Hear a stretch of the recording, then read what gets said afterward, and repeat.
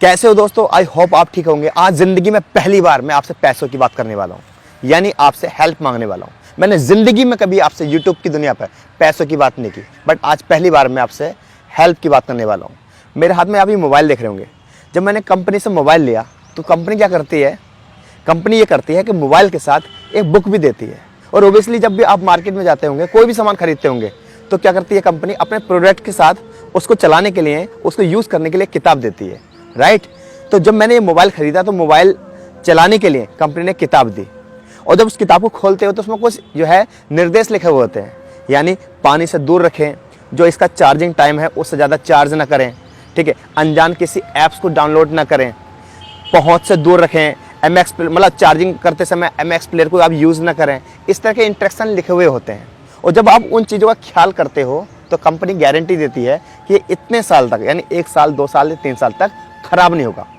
Company कहती है कि ये प्रोडक्ट को हमने बनाया है तो हम बताएंगे कि आपको यूज़ कैसे करना है। और अगर आप हमारी नहीं मानोगे, यानी इस किताब की नहीं मानोगे, तो आपका ये प्रोडक्ट कभी भी ख़राब हो सकता है।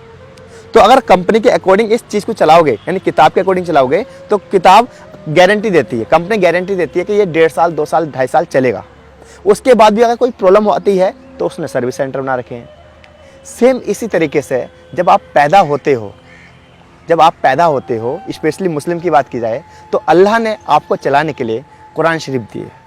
जी हाँ दोस्तों, जब आप पैदा हुए, इस दुनिया में आए, तो अल्लाह ने अपने प्रोडक्ट के लिए, यानी आपको चलाने के लिए, आपके साथ साथ एक किताब दी, कुरान शरीफ। और अल्लाह कहता है कि अगर आप इस कुरान के अकॉर्डिंग अपने आप को चलाओगे तो आप कभी भी हैंग नहीं होगे, कभी आप परेशान नहीं होगे, कभी कोई प्रॉब्लम नहीं आएगी, कभी आप हैंग नहीं होगे, कभी आप एरर नहीं होगे।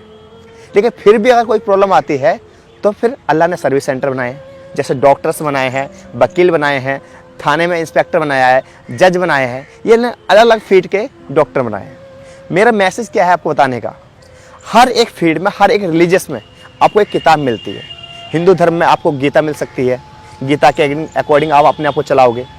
आपको मुस्लिम के अकॉर्डिंग जो है आपको कुरान मिल सकती है। लेकिन प्रॉब्लम क्या होती है कि जब आप पैदा होते हो, कुरान को आप ताक पर देते हो और आप कुरान को बिना देखे अपनी ज़िंदगी को चलाते हो, फिर आपकी लाइफ में परेशानी आती है।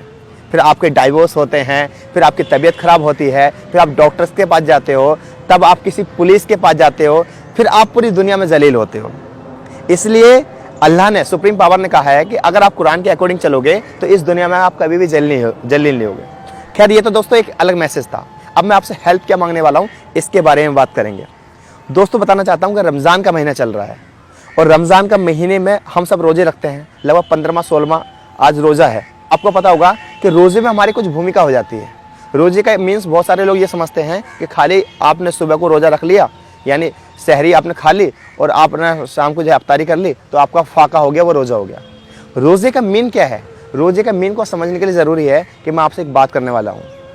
सोचो, अचानक आपके पेटीएम अगर चलाते हो तो अगर कोई मैसेज आता है और आपके 3 साल पुराने पैसे आपको मिल जाते हैं, या कोई दोस्त आता है और वो कहता है कि साहब 2 साल पहले हमने आपसे पैसे लिए थे, ये पैसे ले लो, जिसकी आपको उम्मीद नहीं थी, तो क्या होगा? आपके अंदर से दुआ निकलेगी। यानी वो पैसा जो आप देके भूल गए, देखो पैसा देने वाला भूल जाता है लेकिन लेने वाला नहीं भूलता।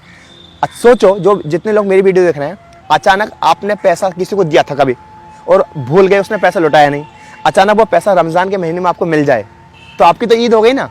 यहाँ से दुआ निकलेगी, यहाँ से ऑटोमेटिक दुआ निकलेगी। समझ रहे नहीं मैं कहने वाला क्या हूँ? क्या हेल्प मांगने वाला हूँ? हेल्प ये मांगने वाला हूँ कि जितने भी यूथ इस वीडियो को देख रहे हैं, आप एक लिस्ट बनाइए। उस लिस्ट में आप मुझे बताना नहीं है, क्योंकि अल्लाह का एक नाम सत्तार, वो हमारे वो छुपाता है, बताना नहीं है। लिस्ट बनाइए, उसमें बताइए कि आपने किस किस के पैसे रोक रखे हैं, किस किस के पैसे मार रखे हैं, या किस लोगों से पैसे उधार दिए थे जो आपने नहीं दिए हैं। करना क्या है? उन पैसों को आप रमज़ान के महीने में लौटाइए। रमज़ान के महीने में लौटाइए। मान लीजिए आपने 10 लोगों से पैसे ले रखे हैं, आपकी हैसियत नहीं है 10 लोगों को पैसे लौटाने की, किसी एक को तो लौटा सकते हैं। ये मान लिया आपने मोटे पैसे ले रखे हैं, छोटे पैसे भी ले रखे हैं, तो आप बड़ा पैसा नहीं दे सकते, छोटा पैसा तो दे सकते ना। इस महीने आपने किसी भी एक इंसान को भी पैसा दे दिया ना, और वो पैसा उस इंसान तक पहुंच गया ना, तो सोचो उसकी तो ईद हो गई, उसकी ईद हो गई। ईद का मतलब क्या है? मीन कहने का मतलब क्या है कि 2 तरह के गुनाह है। एक वो गुनाह जो आप और खुदा के बीच होता है, उसमें नमाज हो सकती है, ज़कात हो सकते हैं, रोज़ा हो सकते हैं। ज़कात को भी छोड़िए, नमाज और रोज़ा हो सकते हैं। मान लीजिए आपने नमाज नहीं पढ़ी या रोज़ा नहीं रखा, ये आपके खुदा के बीच का मामला है। पॉसिबिलिटीज हो सकती है द डे ऑफ जजमेंट, कयामत के दिन अल्लाह आपको माफ कर दे। लेकिन अगर आपने किसी का पैसा मारा है तो कयामत के दिन अल्लाह माफ नहीं करेगा। अल्लाह फरमाता है कि आपको उस इंसान से माफी मांगनी पड़ेगी। तो आज मैं यूथ के लिए एक बहुत छोटा और सिंपल सा मैसेज लेकर आया हूं कि अगर गुनाह नहीं रोक रहे हैं और गुनाह नहीं भी रुके तो वो गुनाह मत करो जो किसी और के साथ हो। और किसी और के साथ में सबसे बड़ा गुनाह यह है किसी का पैसा मानना या किसी का हक मानना या किसी की ज़कात मानना। रमज़ान के महीने में सोचो, अगर आपने किसी एक इंसान को भी पैसे दे दिए ना और बिना बताए उस इंसान को पैसे मिल गए तो सोचो क्या होगा। वो यहाँ से दुआ निकलेगी, उसकी ईद बन जाएगी। ऐसे लाखों करोड़ों लोग हैं जो लॉकडाउन में जिनकी ज़िंदगी बर्बाद हो गई, जिनके पास पैसे नहीं है, खाने को रोटी नहीं है और उनके पैसे निकल रहे हैं आप लोगों पे, लेकिन आप लोग नहीं दे रहे हो। आपका मतलब यह है कि ऐसा नहीं है कि बहुत सारे पैसे आपके भी होंगे जो औरों पे निकल रहे होंगे। हर इंसान को इस महीने सबके पैसे देने चाहिए। नियत करो। मान लीजिए मैं अपनी बताता हूँ, मेरे बहुत साल पहले कई सारे लोगों के पैसे निकल रहे थे। आपको पता है रमज़ान के महीने में मैंने 2-4 लोगों को पैसे दिए और सोचो जब उनके पास पैसे गए होंगे तो ऑटोमेटिक दुआ निकली होगी। और बताना चाहता हूँ रमज़ान का महीना कैसा काम करता है। वो इसलिए काम करता है, मान लीजिए संडे है, संडे क्यों आता है कि मान लीजिए आप डेली सफाई नहीं कर सकते या डेली आप मान लीजिए आपने नाखून नहीं काट सकते, आपने साफ सफाई नहीं कर सकते, लेकिन वीकली एक दिन होता है कि यार इस दिन तो आप करोगे और उस दिन आप उस काम को करते हो, करते नहीं करते हो, उस दिन आप काम करते हो। तो आपको उम्मीद होती है 7 दिन नहीं करेंगे तो संडे को तो कर ही लेंगे। इसी तरीके से रमज़ान है।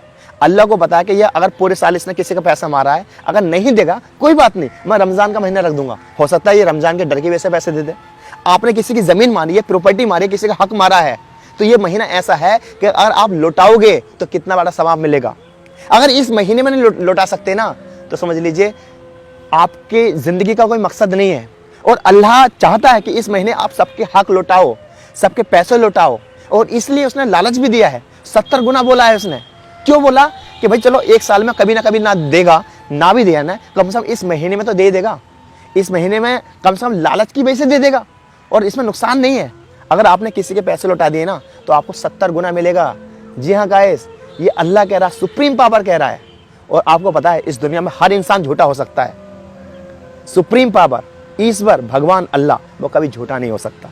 इसलिए रमज़ान के महीने में आपको हर इंसान का हक देना है।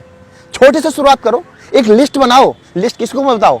जिससे आपने अपनी जिंदगी में पैसे लिए हैं। वो लिस्ट बनाओ जिससे आपकी बोलचाल बंद हुई है। वो लिस्ट बनाओ जिसका आपने हक मारा है। और लिस्ट बनाने के बाद आप छोटे से शुरुआत करो। आप बड़े के पैसे नहीं दे सकते, छोटे के पैसे दो।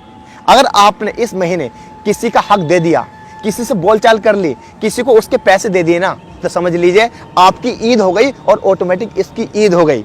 और दोस्तों लास्ट में कहना चाहता हूं कि आई डोंट नीड मनी। देखो मेरी इंग्लिश कितनी खराब है, मुझे पैसे नहीं चाहिए।